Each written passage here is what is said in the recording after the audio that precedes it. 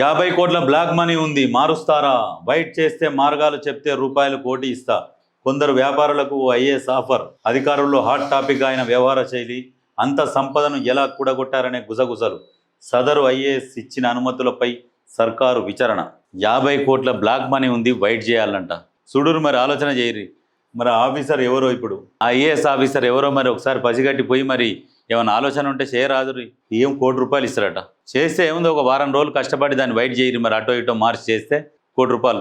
ఆలోచన చేయరు జనాలు. ఇగో, ఒక ఐఏఎస్ ఆఫీసర్ ఆదర్శంగా ఉండాలి.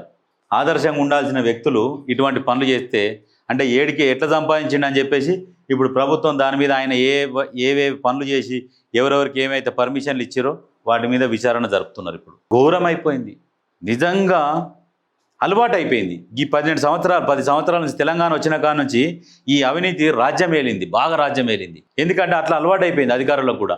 అప్పటి నుంచి తీసుకొని అలవాటు అయిపోయింది. అందుకని ఇప్పుడు ప్రభుత్వం వచ్చినాక ఏసీబీ రైడ్లు చేస్తూ ఉంటే దొరుకుతూ ఉన్నారు. వాళ్ళకి అలవాటు అయింది, వాళ్ళు మూసుకొని చేస్తారు, దొరుకుతున్నారు.